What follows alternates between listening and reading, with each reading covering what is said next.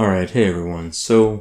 I've been a little absent from YouTube for a few reasons, and today I really want to talk about the ongoing, I don't even know what we're going to call them, but let's call them the 2020 racial injustice protests. But I've been a little absent for some personal reasons that I'll get into later in some future Let's Play videos. But today let's talk about those protests. So I've felt for a while, I've been on the side that there is racial inequality in the United States, and I've felt that racial inequality has disproportionately impacted Black Americans, but also other minority groups.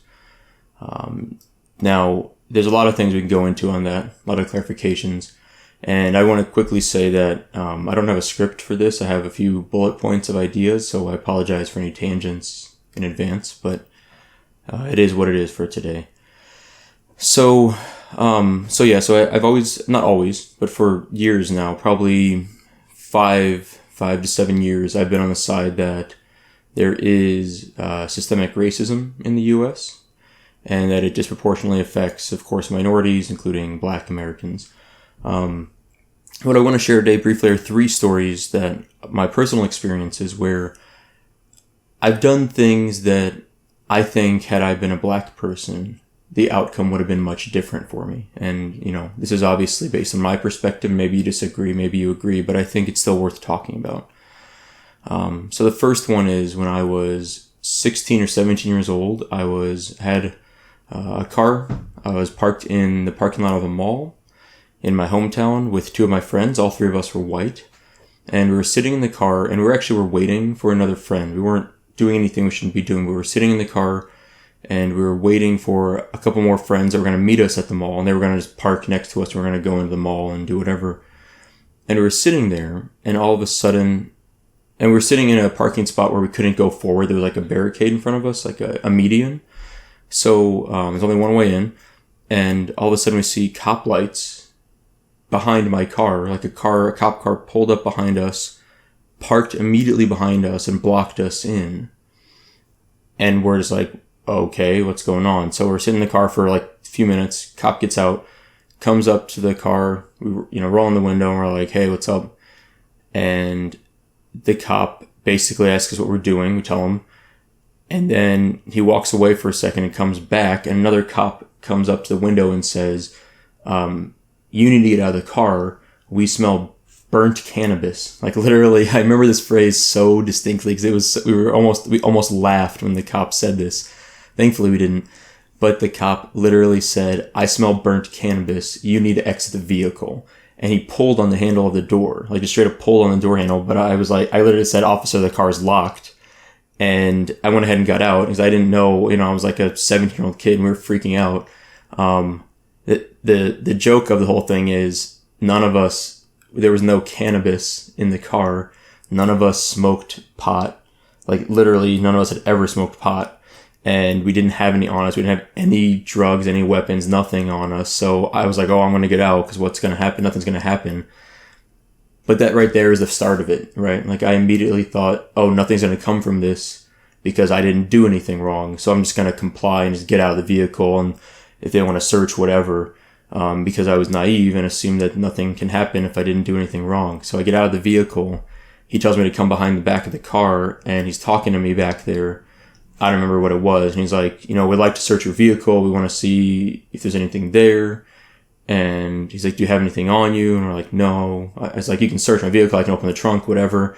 So I immediately agreed to exiting the vehicle and immediately agreed to a search based on an odor that honestly, as far as I'm concerned, they were lying because we 100% had nothing. There were no cars around us. There was nothing around us. The end result is the cop takes my license, goes back to his car. I'm standing behind my car, just like standing there. And then the first cop comes back, gives me my license, says, okay, you're good to go. And I said, hey, that second officer said he smelled burnt cannabis. What was that about? Like I literally asked him, I was like, what do you think he was smelling? And the first cop says, I don't know. You can go. You should go.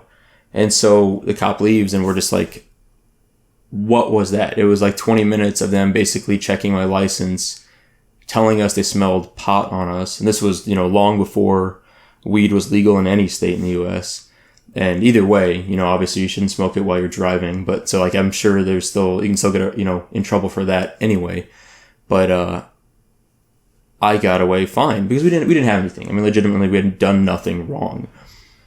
But the fact that even just the way I approached it, I was like, oh, I'm going to be fine. I'll get out of the vehicle. They can search it. It'll be fine. There are instances of cops planting evidence, fake evidence, in a car. There are videos of this that have been captured on police footage. That has happened disproportionately to Black Americans. You can look up the statistics on it. I'm going to include a lot of links in the video description for some resources that I'll talk about more going forward. But, that was one of the first instances I can remember where I encountered a police officer and seemingly was fine, even though they had suspicion of something illegal going on. And that probably was some sort of probable cause for them to search my vehicle, but they chose not to search it. They just were like, okay, you can go. Looking back, I'm like, man, if I had been Black, I don't know if that would have happened. I don't know if I would have been okay. I don't know if I would have felt safe enough to step out of the vehicle or let them search my vehicle, or even offer to search.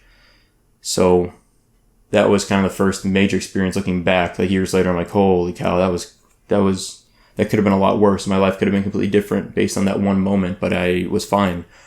The second example of what I've experienced that I find interesting, I was, again, probably 16 to 18 years old. I was still in high school. I was at a park, like a local park near the high school that we went to after curfew. So the park closed at like 8 or 9 p.m., at whatever sundown was that time, and sunset. And I was out there with a few friends, and we were just like, we weren't doing anything bad in terms of we weren't damaging anything or even being that loud, but we were definitely out there, and we shouldn't have been, Excuse me. And so we didn't have any, again, we weren't drinking, didn't have any drugs, no weapons, nothing on us that would have gotten us in further trouble. But we literally ran into a couple, what I think were adults, like people that were over the age of 20, like maybe mid-20s. It was a guy and his girlfriend who we didn't know, but we were at the park, and we basically kind of just like walked up to these people or like walked into them. They were like on the playground equipment, which is kind of where we wanted to go just to kind of hang out. And they were drinking. Like they literally had a bottle of alcohol. I don't remember what it was. I swear it was some sort of whiskey or something, but they had alcohol on them. And we were just all kind of hanging out, chatting. We weren't drinking because we were driving. We like drove separately and met up there. And we really were very adamant about avoiding drinking and driving as adults and teenagers, I guess. And so we're just hanging out for a bit. And then the park was, just like a one-size city block. It wasn't a huge city block. On one side, while we were sitting there, all of a sudden we saw cop lights, like 2 different cop cars, the lights go on. And all of us were like, oh crap. Like we were definitely like, oh crap, we're in trouble. And then we're like, okay, we should just go in the other direction and just like leave. Just walk out of the park. We'll come back around, get our cars and drive away later. So we start walking. It's like on the south side of the park. We start walking on the north side. And as we're walking there, 2 more cop cars, lights lit up. And we're like, we're not like sirens, we're just like the lights are going.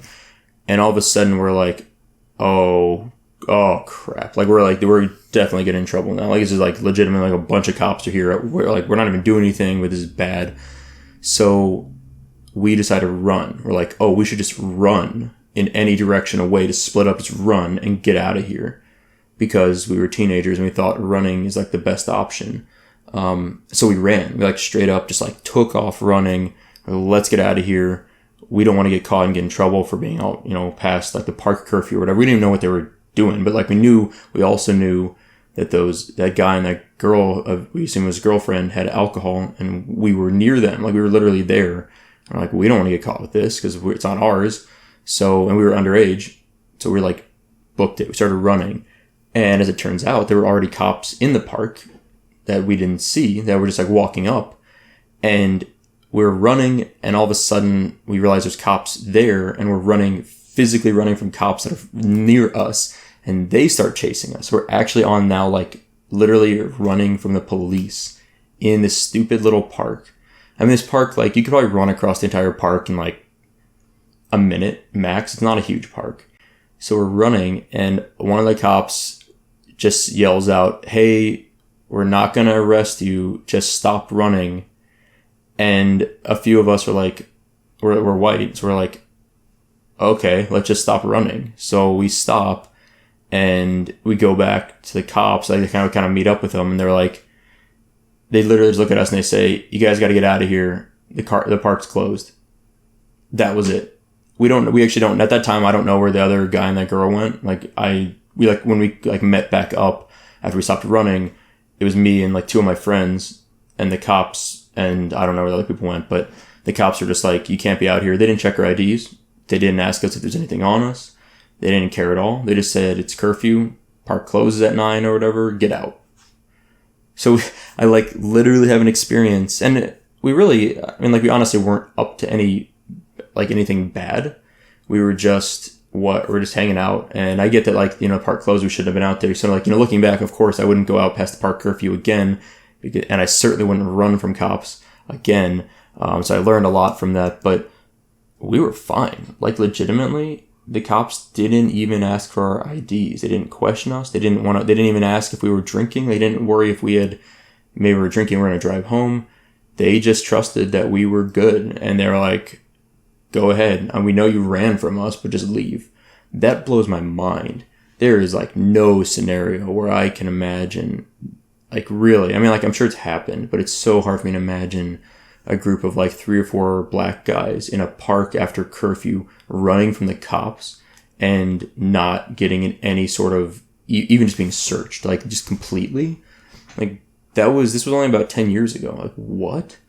I don't know. So I was just a little over 10 years ago, but I look back at that, I'm like, man, that could have been a moment in my life where things changed drastically. I might have been 18 even at the time.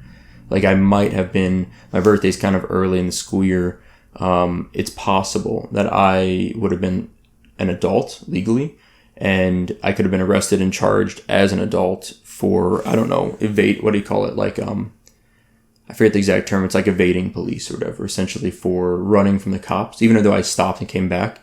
Or I could have been charged for being out in the park. It shouldn't have been an arrest, but at least ticketed for being out in the park past curfew hours. They probably, if they really wanted to, could have gotten us in trouble if they'd known that other guy and that girl had alcohol. But they didn't do anything. They didn't even check my ID. That's insane to me. So we got away with that without getting in any sort of trouble, which is great because, again, looking back, I didn't go after that. I never went back to a park after curfew. I did stay out of trouble in that regard, and I wasn't doing anything bad there anyway, in terms of what I was doing at the park. So, I personally think that everyone should have had the same opportunity I had. If they were out past curfew in a park, they should have been "All right, we'll just go home and you're cool."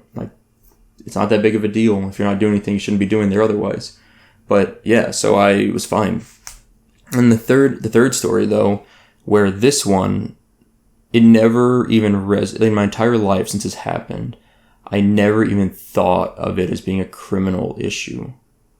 And I know there's some differences between what I did and maybe, I don't know if the full details are available of what happened with George Floyd, but the story of George Floyd, from my understanding, is that he tried to use a fake, I think, $20 bill. And that was what kind of led to his eventual murder, basically. It was a cascade of events that occurred that led to him being pinned down, for 9 minutes almost, with a cop's knee on his neck, where he eventually died from what is now, I think, been ruled as asphyxiation as the cause of death by an independent medical examiner. So he apparently used a fake $20 bill. And so I think it's $20, it started this whole cascade of events. I once, when I was in my early 20s, went to a bank to have a cashier's check made out, or a money order, money order from a bank. I went in to do that with, I think it was $80 or $100 in $20 bills. And I believe it was two of those $20 bills were counterfeit bills. They were fake. And I walked in, handed them to the teller, said I want to, get a cashier check or money order. And for, I think it was $100. And they're like, "All right, no problem." And I think I had to show my ID or something maybe. But they went ahead and started processing it, and all of a sudden the teller's like, hey, these 2 of these bills are fake. And I'm like, oh, really? Like, I didn't know that. I didn't know that. So, I mean, truthfully, these were not, I didn't print these myself. I didn't know they were counterfeit. In fact, I was pretty mad that I realized they were counterfeit, because it meant that I just lost like $40. Like, I had no idea. I don't know even, I had no recollection of where I got them from. I was like, I don't know. So the bank, they didn't question me at all. They didn't say anything like, they didn't call the police. They didn't do anything negative. All they said was, there's a form that they handed me. It was like, I just needed my name, first and last name, and I think a phone number, and then any information I could give about the bills themselves. And it was just like, I need to declare that I am aware that these were counterfeit and that the bank is confiscating them. And I think it's actually a federal form. It's like a standardized form, I think, that I don't know if it's the FBI or someone. It's probably not the FBI. It might be the Treasury Department. Some sort of form that's, I think, standardized, that all banks have in case they have counterfeit bills that have to be filled out for those counterfeit bills. But it was nothing. I just like gave them the fake bills. They said, hey, these are fake bills. I was like, I literally asked you, I was like, are you sure? And the teller held them down for me and explained to me how they were fake. They're like, oh, well, this part's, like it's obvious here that the size is a bit off, and you can tell the material feels a bit different. And they like explained to me how they were bad counterfeit bills, like legitimately explained to me how they were fake bills. And I'm sitting here like, oh, okay, that's interesting. Cool. Thank you for telling me. Fill out the form and I leave. I never heard anything about it ever again. No cops were called. No security was called. They didn't call the manager over. No, nothing. Like, it was just the one teller just had me fill out a little form, and I was on my way. No one questioned me further at all. I think the teller even believed me. And like, it was true, but the teller completely believed me that I didn't know that they were fake. And that was it. I'm just like, okay. And it's been about 10 years now, a little bit less than 10 years. And now that story has come back to mind. I mean, like, I never forgot it, but it made me really think like, wow, my life could have been completely different if I had been a Black American and that had happened to me. Or if I don't know, if I was in a socioeconomic situation where that $20 to $40 was like the difference between eating and not eating for that week, my reaction might have been completely different. Thankfully, $20 to $40 was not life or death for me. It was not skipping meals for me. So I was just like, that sucks. But at the end of the day, it didn't change the course of my life. And it certainly didn't change the course of my life in the context of I wasn't in trouble legally. I didn't get questioned. I didn't get physically subdued. Like, I was just, oh, that sucks. I went home and I was living with some roommates, and I told them, I was like, that sucks. They're like, yeah, that does suck. And then I think I like sat down and played some video games with them, like completely out of my mind within 20 minutes. Like, that was it. And that's not how it happened with George Floyd. And there might be other circumstances related to his use of them than mine. But at the end of the day, no one should be dying for $20 bills. Not even remotely. Like, not even close. And certainly no one should be getting punished outside of a court of law, right? I mean, this is not anything to even question. Like, okay, make the argument that you arrest him, fine. But that's the extent of it. Then he goes to trial or whatever, that kind of a thing. Legal proceedings can occur, but there's no way someone dies over $20 to $40. It's not enough money. It's just not. So these are like the 3 stories that I've had where if I were Black, I truly think that any one of those 3, or maybe 2 or 3 of those 3 stories, could have ended up much differently for me, and that could have significantly changed my life trajectory. Imagine if I had been arrested when I was 18 years old, and because I was in a park out late. Imagine if I had been even just handcuffed and thrown in jail for using a counterfeit bill that, even in my case, I didn't know was counterfeit. And just imagine how my belief in the system would have changed from that. I mean, I went home and thought nothing of it. I was like, oh, this was great. Everything worked well. I mean, it stinks for me that I lost $20, but that was fine. It worked perfectly. But imagine if I had been, thrown down on the ground and arrested and had a knee in my back for 20 minutes and then taken to jail and had to call like a friend or a family member for bail money. The whole thing would have drastically warped how I perceive police and, like the system going forward. Any of those cases would have. Even the time where The first story I told you, where the cops pulled up behind my vehicle and they said they smelled burnt cannabis. To this day, I have lost trust in the police to some extent, because now I was like, I know they were lying, because I know we had nothing on us. There was no one else near us. They literally, I don't even know why they stopped us. Like, to this day, I have no idea why they pulled up behind me and blocked us in and pulled me out of the vehicle and like try to open my door and all these things. Like, to this day, I've lost some trust because now I know that cops, at that time I learned as like a 16-year-old, that cops were capable of lying to scare someone. I don't know. But like, there was, the point being, I've learned a lot over the years, and I can see how Black Americans have lost faith in the system.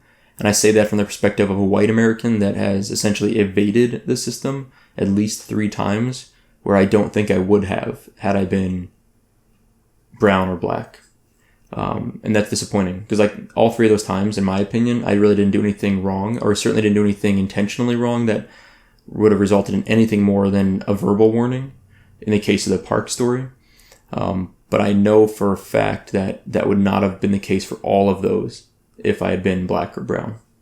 So this is why I am on the side of Black Lives Matter, and why I'm on the side of believing that there is systemic inequality in the U.S., and why I believe that white people and all people need to try to improve the system.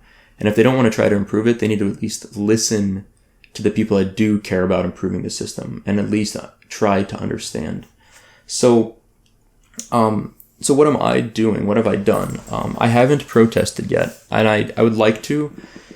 And maybe I'm making excuses, but I'm a little paranoid about, honestly, things related to the coronavirus. I have a family member, not my wife, but we have a family member that is immunocompromised, and we're trying very hard. My wife and I are trying very hard to avoid high-risk behavior in terms of picking up the coronavirus, or really anything right now, because it would be potentially fatal for that family member if they pick up the coronavirus, or any flu-like disease. So we're just trying to be really cautious. My wife and I, we talked about it, and I think we decided to not engage in any of the protesting, at least for the foreseeable future, but we support the protests. What I have done is I realize that despite being aware of situations and issues, I realize that I still feel undereducated on the topic. So most recently I've started buying books or renting books that are related to racial inequality in the U.S. The 2 right now are The New Jim Crow, that I'm reading right now, are The New Jim Crow and Citizen, an American Lyric. It's kind of a short poetry or prose type of a book. So I'm working on those, and then I'll probably pick up a few more after that. But I figured at the very least, I owe it to the country to try and educate myself. I think it's one of the most valuable things people can do in this scenario is read materials that would hopefully open up your knowledge, your knowledge base to what's going on. So if you don't believe that Black Lives Matter, or if you're on the side of someone that says, all lives matter, and you think that Black Lives Matter is, devaluing other lives, I would encourage you to read more about the topic and understand that Black Lives Matter, really what Black Lives Matter is saying is that Black lives also matter, and that all lives cannot matter until these minority lives also matter, until Black lives also matter, until brown lives also matter. So the idea isn't that white lives don't matter. It's that right now white lives already do matter. Like, my life matters. I've never felt that as a white person I'm being discriminated against for being white. I've lived a very privileged life. But I know for sure that a lot of Black Americans feel that their life doesn't matter, or their life is worth less. And I think that's probably true. I think that's true because we've had hundreds of years of oppression of Black Americans, and that has improved. I don't think anyone's saying there has not been improvements to the treatment of Black Americans relative to the start of the country. But that's a pretty low bar, because we had literally Black Americans in chains at the beginning of the country for a very long time. And so the abolition of slavery and just the ability to vote, these are things that are still relatively new in American history and are not that many generations, if any, separated in the case of voting rights. The same also goes for women's voting rights, right? It's not been that long since women were allowed to vote.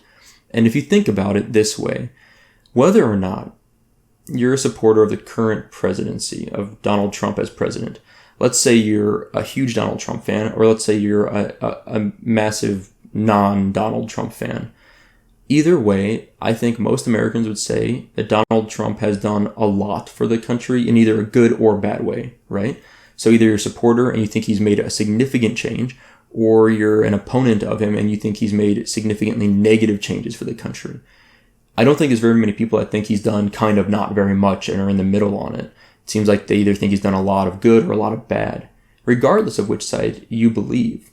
If you at all think he's done a lot for the country, good or bad, that's only been 3 years. That's one voting cycle, and a lot has changed from potentially your opinion or your perspective in just 3 years. Now imagine if you had hundreds of years where you could not vote and everyone you knew based on the color of your skin could not vote. And imagine all the significant changes that occurred, even small changes that occurred over those hundreds of years. So of course that although Black Americans are no longer literally slaves, and although Black Americans can actually vote now, there was a huge period of time where they couldn't even vote. And all of those changes that accrued over that long span where they couldn't vote, a lot of those either didn't help them or actually hurt them in a lot of ways. And they didn't have the chance to get their opinion in there and try to push, the people in charge, the legislators, into ways that would help Black Americans. And so that is where people come from when they say there's systemic racism in the country, that's long rooted in the foundation of this country, that has disproportionately impacted Black Americans and minorities overall. And so what I'm really trying to say here is, if you don't believe that Black Lives Matter, I would really encourage you, if you've gotten this far into this video, it's already been this long ramble, I would really encourage you to look at the material I've linked in the video description and just try to educate yourself a little more. And if you find you still don't agree, at least you took the effort to read a little more. Like read one book from someone that has a perspective of, yes, there is racial inequality in the US. Just read one book. And if you still believe what you believe, so be it. But at least you can say you gave a fair effort. You gave an attempt to understand the other side. And then if you still argue that Black lives don't matter, then at least you are arguing from a position of where people can at least say, okay, well, you read a book, you've learned about it, you educated yourself, and you still believe that.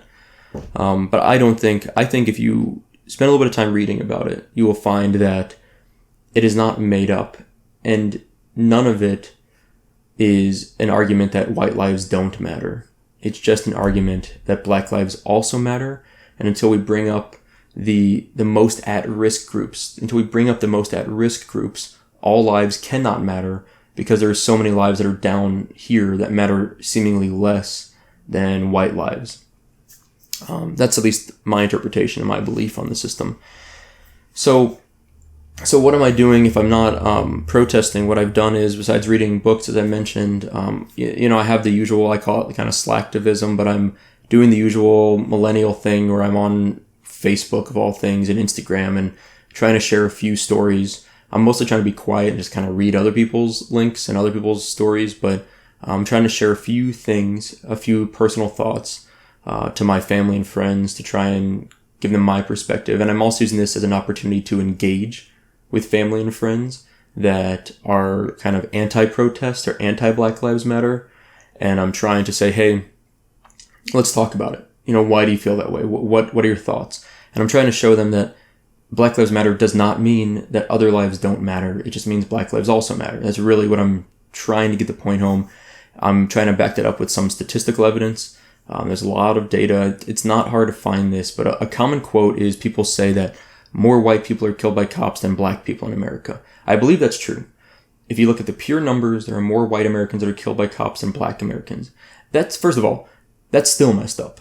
The rate of killings by cops in the US is significantly higher than most other developed nations. We are on par with something that I think a lot of Americans would be surprised to see, but I forget what it was, but I think the countries that are closest to us in terms of killings by police are like Qatar and Bangladesh, I think. I'm really not sure on that. I need to go back and look at the quotes, but we are way higher than European nations. We're way higher than Canada in terms of overall killings of Americans, and even per capita, we're significantly higher. But that's one of the points, is that although white Americans are killed more than black Americans, there are more white Americans than black Americans by a significant amount. It's like 4 or 5 times more white people in the country than black people. If you look at it on a per capita basis, the number of killings of black men, women, and children per 100,000 black people in the US, there are disproportionately higher killings of black Americans and white Americans on a per capita basis. I think it is like 2 to 4 times higher for black Americans and white Americans. I think it's also true for brown Americans. Not just, so brown Americans are also higher, but not as high as black Americans. But white Americans are below the average in terms of killing per 100,000 based on race or ethnicity. So what I'm saying is that, yes, the statistic is probably, I think it is true that more white Americans are killed, but that is really a bad analysis. You don't look at a total number, you need to look at the per capita basis. And the total number is still awful, by the way. I mean, like, the fact that any white person or any black person is being killed by police is a mistake, in my opinion, in almost all cases. There are probably instances that warrant lethal force in the police officers. I think there absolutely are cases where that's true, especially if you have an active shooter situation. Like, yeah, I do not fault cops for going in there guns blazing, because that person's already actively shooting and killing people. But things like traffic stops, things like petty theft, like, there are so few instances where someone should be dying for that regardless of the color of their skin. But because black Americans are disproportionately impacted in those killings, that is where Black Lives Matter, it's one of the reasons Black Lives Matter has come about. There's like and one example of this is, I always hate this story, is that guy, I don't want to say his name, the guy that killed, I think it was 15 black Americans in the church, and I think it was North Carolina or South Carolina. I really feel bad for forgetting this. It happened a couple of years ago. That guy was still arrested peacefully. And I heard, I don't know if it's true, that while he was sitting outside arrested before he went to jail, the police literally brought him Burger King to eat while he was hanging out. I don't know if that's true. I've heard that's true. That's a true story, but don't quote me on that. I need to look up that story, but it's hard for me to imagine a black American killing 15 white Americans in a church and then being peacefully arrested and then given food while he's waiting to be taken to jail. I really can't imagine that. I cannot imagine that at all. That story to this day is the most like egregious example of like, that's a story where I feel like if they went in and shot that guy, I'd be like, you know what? I'm not going to hold it against the cops in this case, because that guy had actively killed a lot of people. And I can understand why the police would be scared for their lives, but it didn't happen somehow. And I mean, I'm glad. I don't want to see anyone killed, even people that may go on and get the death penalty, but I want to see people go to court and serve their, have like a due process before they're punished as much as possible, either way. But yeah, so that's the thing I've done, is I've been reading, I've been online trying to engage with people that I normally don't engage with, which has been difficult, but I'm on the phone and via social media talking to people and trying to educate people is what I'm trying to do. Not convince them that Black Lives Matter, but convince them that there are data that they should at least look at to consider that Black Lives Matter. I think going in there and telling people that they should believe that Black Lives Matter is not going to work. I think you have to kind of rationalize it to some extent, show them some evidence, appeal to emotions to some extent, and go from there. So the last thing I've done, for the first time in my life, I've donated money. My wife and I have donated money to an organization that focuses on uplifting Black Americans. So we donated to the NAACP. There are so many organizations you could donate to right now. We've donated money in the past for different things, but to like different organizations. We don't regularly donate in terms of like a recurring billing cycle thing, but we just from time to time say, okay, we need to donate some money to this or that. This is one of those times. It's the first time we've ever donated to, like I said, something that really benefits primarily Black Americans directly. I want to clarify though, anything that benefits Black Americans and tries to bring up equality in the US will pay essentially dividends and benefit all of us.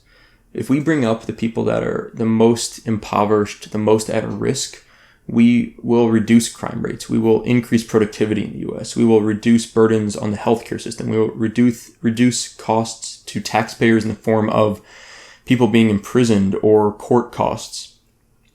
So it's helping Black people helps everyone. It's not like even from like the most like boring statistical economic sense, not even the emotional or the human cost of Black lives not mattering right now, is that there's so many benefits to improving the lives of those most impoverished in the US or most at risk. And right now, a huge portion of those people are Black people, Black Americans. And so donating to the NAACP seems timely, and it seemed, I've always, when I was younger, I didn't understand the NAACP. It seemed like an organization, and when I was a little kid, I thought it was almost racist. I was like, why would an organization exist that only helps one color of people?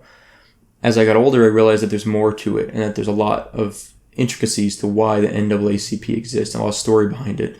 And now, I mean, like for years now, it's obvious to me why it exists. And I think it overall has done a lot of good for the country, not even just Black people, but for the country overall. And so for the first time in my life, we've donated to an organization that I'm cautious to even say it primarily benefits Black people, but really pushes to help resolve systemic racism is what I would say one of the major goals of the NAACP is.